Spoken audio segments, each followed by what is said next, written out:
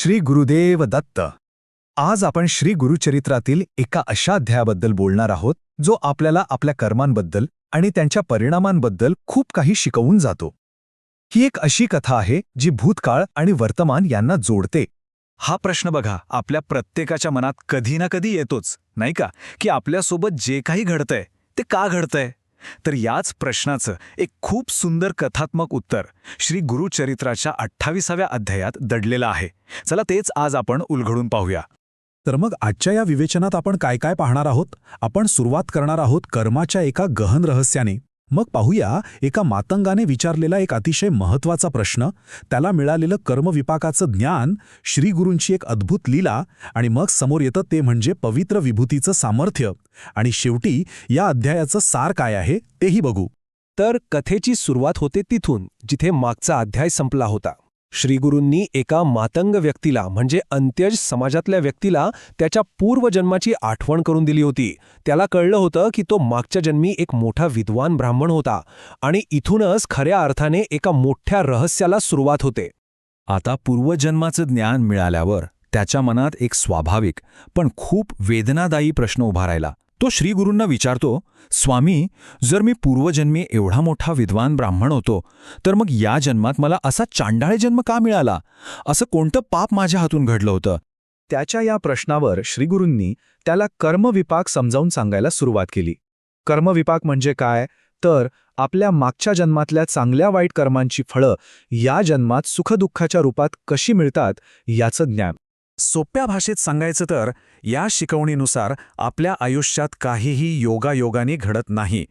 प्रत्येक गोष्टीमागे काहीतरी कारण असतं आणि ते कारण म्हणजे दुसरं तिसरं काही नसून आपलीच भूतकाळातली कर्म असतात. आणि इतकंच नाही तर गुरुचरित्रात काही विशिष्ट पापं सांगितली आहेत ज्यामुळे मनुष्याला नीच योनीत जन्म मिळतो. जसं की आपल्या गुरूंची किंवा आईवडिलांची निंदा करणं, वेदधर्माचा द्वेष करणं, किंवा घरी आलेल्या पाहुण्याला अन्न न देता परत पाठवणं. अशा अनेक गोष्टी यात सांगितल्या आहेत. पण मग यातून सुटका नाही का? तर नक्कीच आहे. श्रीगुरू पुढे सांगतात की जो माणूस ही सगळी पापं टाळतो आणि मनापासून गुरुभक्ती करतो तोच हा भवसागर तरुण जाऊ शकतो.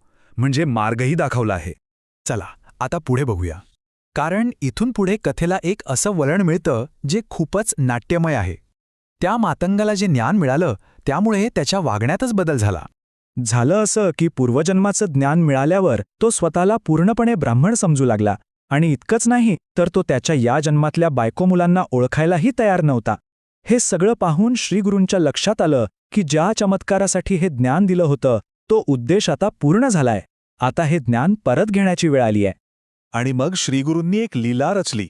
त्यांनी एका व्यापाऱ्याला बोलावलं आणि त्या मातंगाला फक्त स्नान घालायला सांगितलं.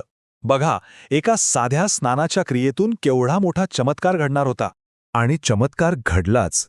जसं पाणी त्याच्या अंगावरच्या विभूतीवरून वाहून गेलं तसं त्याचं पूर्वजन्माचं सगळं ज्ञान नाहीसं झालं.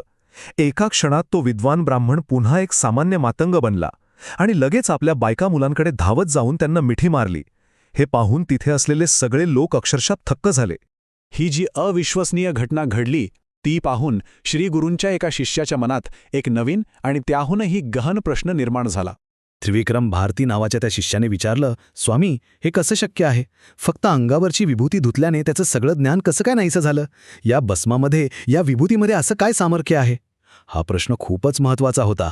हा प्रश्न ऐकून श्रीगुरू खूप प्रसन्न झाले आणि इथूनच त्यांनी भस्म महात्म्य म्हणजे त्या पवित्र भस्माचा महिमा सांगायला सुरुवात केली. अर्थात त्याची सविस्तर कथा पुढच्या अध्यायात येते, पण या घटनेने सगळ्यांच्या मनात एक प्रचंड कुतूहल निर्माण केलं होतं हे नक्की. तर मग या संपूर्ण अध्यायातून आपल्याला नेमकं काय शिकायला मिळतं याची दोन मुख्य तत्व आपण सारांश रूपात पाहूया. यातून दोन गोष्टी अगदी स्पष्ट होतात. एक म्हणजे आपलं नशीब, आपली परिस्थिती हे सगळं आपल्याच कर्मांवर अवलंबून आहे.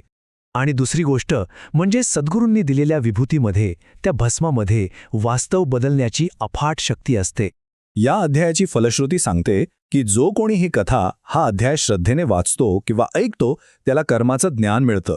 आणि सर्वात महत्त्वाचं म्हणजे श्रीगुरूंच्या कृपेने त्याचे सर्व दोष नाहीसे होतात.